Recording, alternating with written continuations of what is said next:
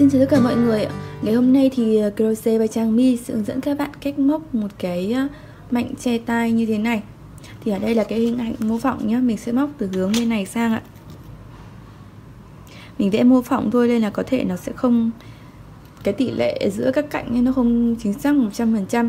Thì ở đây để mình muốn nói rằng là cái kích thước của cái chiều dài của cái mảnh này ấy, nó sẽ bằng với vòng đầu của mình. Tuy nhiên thì lưu ý giúp mình là mình vẽ mô phỏng như thế này để các bạn dễ dàng tính với cái vòng đầu của các bạn. Nhưng nó còn phụ thuộc vào cái khả năng co giãn của cái mảnh này nữa. Tức là mũi móc của các bạn lỏng hay chặt, nó co giãn nhiều hay ít.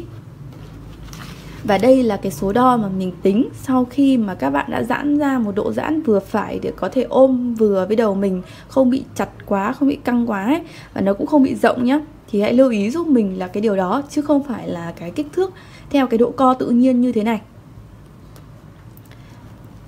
Thì khi mà các bạn đo ấy, thì mình sẽ có thêm hướng dẫn ở chỗ đó một chút nữa về cái việc đo này. Thì các bạn nhớ giúp mình cái đó thôi, là cái chiều dài vòng đầu 55cm này là cái chiều dài sau khi mà cái miếng móc của mình ý, nó đã có một cái độ giãn nhất định, vừa ôm vừa phải với cái đầu của mình.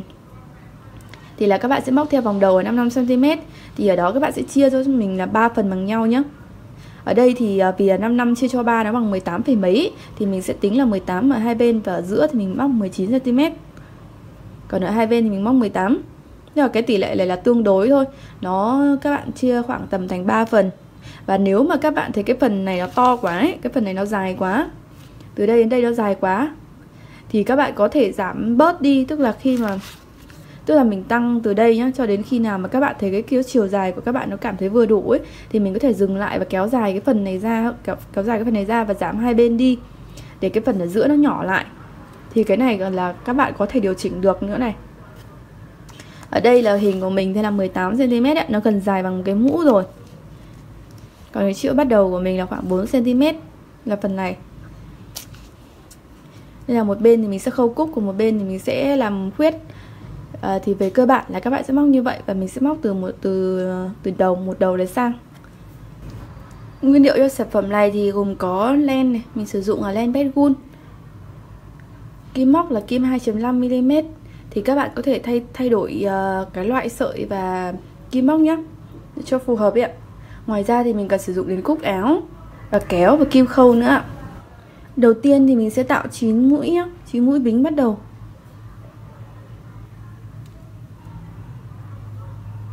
1 này, 2, 3, 4, 5, 6, 7, 8 và 9 mũi.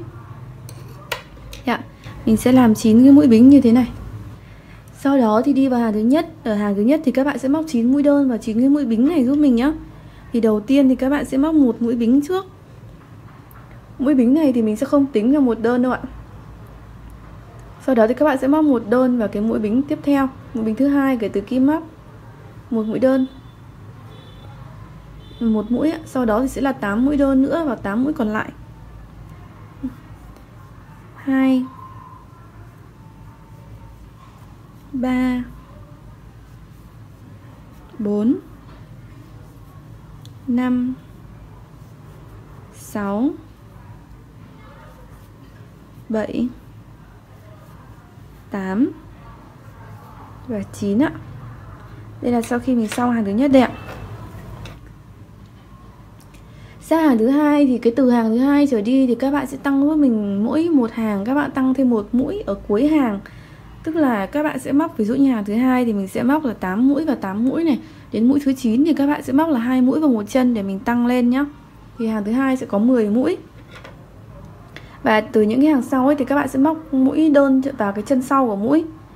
Thì đầu tiên nhé, các bạn sẽ móc giúp mình là một mũi bính đi lên này. Và mình cũng không đếm đây là mũi đơn đâu, chỉ bắt đầu hàng bằng mũi đơn thôi, bắt đầu hàng thôi. Một mũi đơn tiếp theo thì chân sau các bạn móc luôn cái mũi này nhá. Các bạn móc luôn vào cái mũi đây ạ, mũi đơn đầu tiên ấy.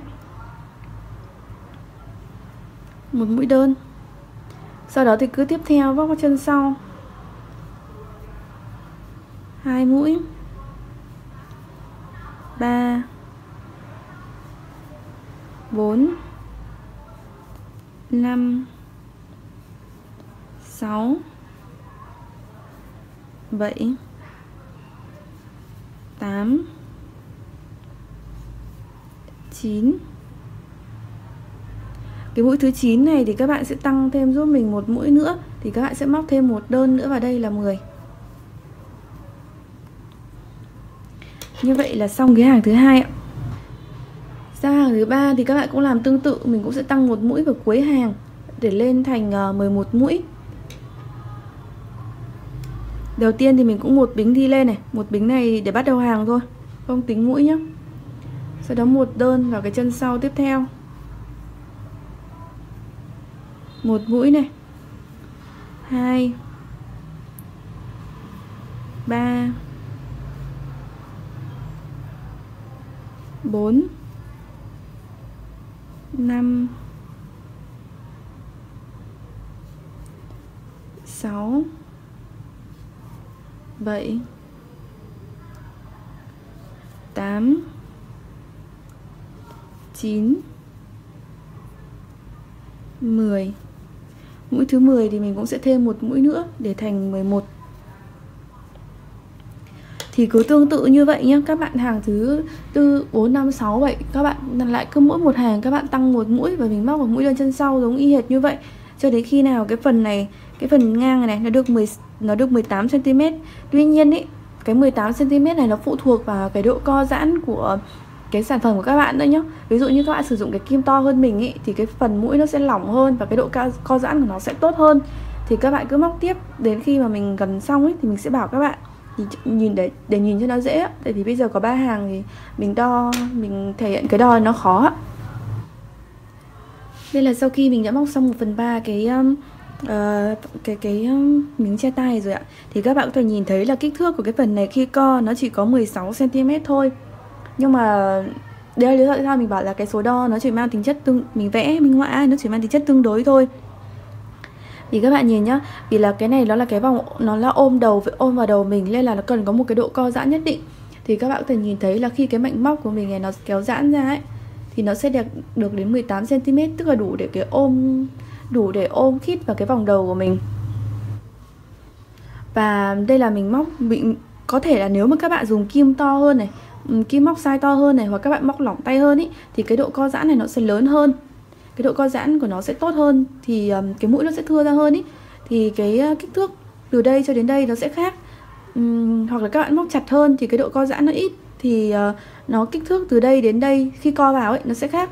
Đây là khi mà mình vẽ thì mình sẽ minh họa theo cái kích thước là kích thước sau khi mà mình giãn ra để ôm được vào đầu, chứ mình không vẽ theo cái kích thước là khi nó đang co như thế này. Một chút tham khảo về cái kích thước phần này nhá, thì cái phần sau khi co như thế này ấy, tức là cái độ co tự nhiên của nó ấy, là 16 cm. Thì như các bạn có thể vừa thấy này, thì ở đây mình móc là tất cả là 34 hàng. Thì từ cái hàng đầu tiên này là 9 mũi, lên trên hàng trên cùng này là 42 mũi nhá. Thì đến cái hàng này các bạn sẽ không tăng mũi nữa. Từ cái hàng này các bạn sẽ không tăng mũi nữa, mà các bạn sẽ móc một mũi vào với một mũi thôi. Và mình vẫn hai bính này, mình vẫn một bính đi lên. Sau đó thì các bạn sẽ móc ngay vào cái mũi đầu tiên này, một mũi đơn.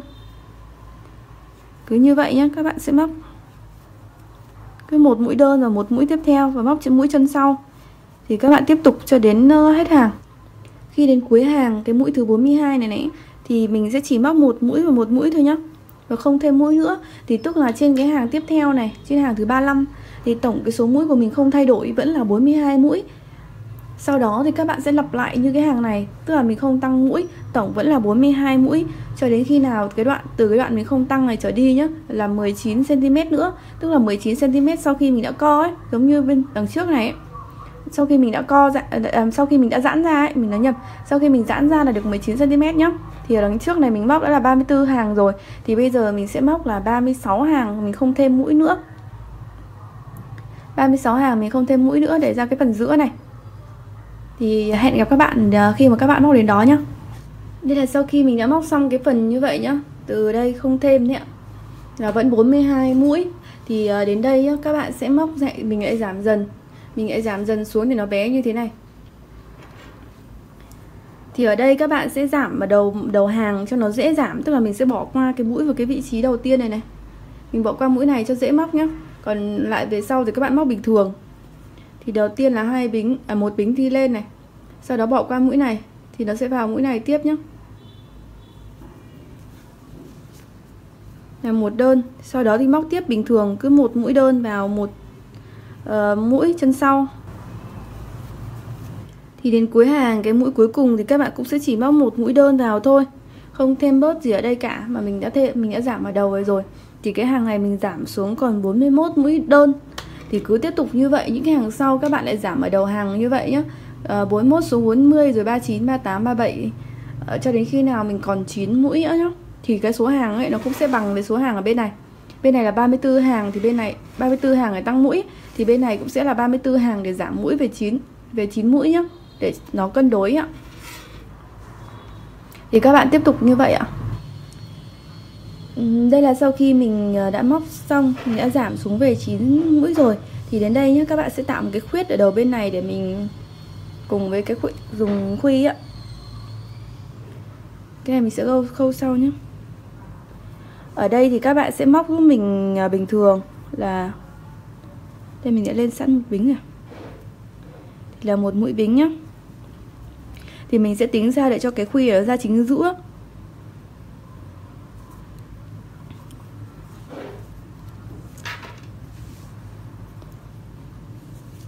Đây thì mình sẽ móc vào cái mũi tiếp theo này, một mũi này, 2 mũi, 3 mũi.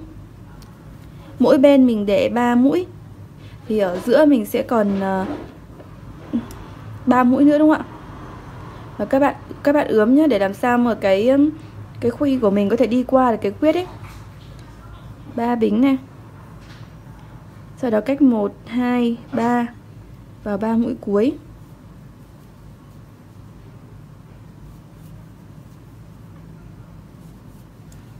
Đến đây mình thử xem là cái khuy của mình có đi qua được không. Là ok. Các bạn quay lại thêm một bính này, quay lại móc thêm một hàng nữa. Thì 3 cái mũi đầu các bạn vẫn cứ móc vào mũi chân sau nhé, cho nó đều. Là 1 này, 2 này,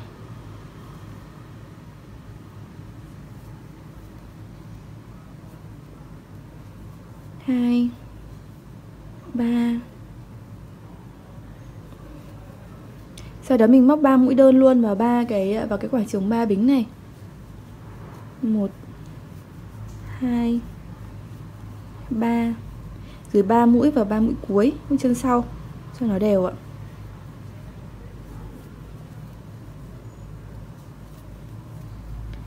Mình chốt chỉ tại đây.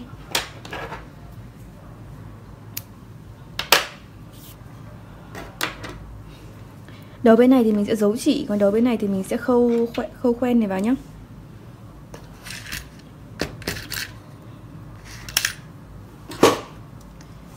Đầu tiên là giấu chỉ này.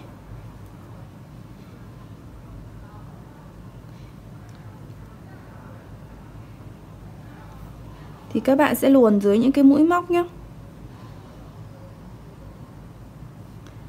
Cái mũi đầu tiên thì mình luồn dưới này cho nó im mũi cuối.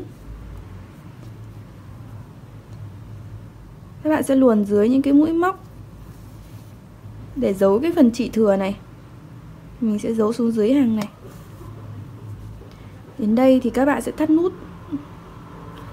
Các bạn sẽ tạo một cái thắt nút như thế này nhá, mình khâu ngược lại để cho nó chắc chỉ. Đầu này nó sẽ không bị tuột nữa ấy. Sau đó thì mình sẽ giấu nốt cái phần chỉ này dưới những cái mũi móc của mình nhá, giấu dài một chút để cho nó chắc chắn. Và tương tự như vậy thì các bạn sẽ giấu nốt những cái đầu còn lại ạ. Sau đó thì các bạn sẽ khâu cái khuy này lại nhá. Nếu mà cái đầu chỉ bên này của các bạn dài ấy, thì mình không cần phải lấy chỉ mới. Còn ở đây thì mình đã giấu sẵn cái đầu chỉ còn lại vào bên trong cái mũi móc của mình rồi. Thì còn cái đầu này thôi. Thì các bạn sẽ khâu khuy vào.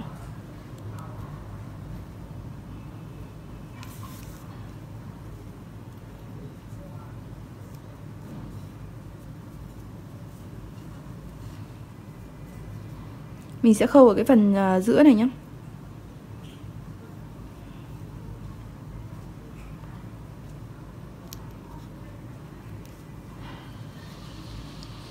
Cô check cái phần này lại.